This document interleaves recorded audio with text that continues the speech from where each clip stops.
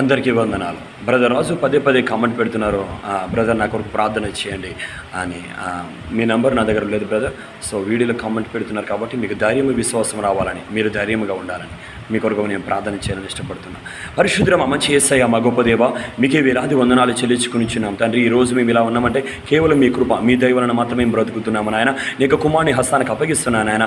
ఏ విధమైన అనారోగ్యం వచ్చేది, వేదన పడుతున్నాడు, బాధపడుతున్నాడు, కృంగిపోతున్నాడు, ఎరగిన వాడిన నాయన. అయ్యా పరమవైద్యుడు మీరే, అయ్యా ముట్టువారు మీరే, బాగుచేవారు మీరే, లేవనెత్తువారు మీరే ఉన్నారు నాయన.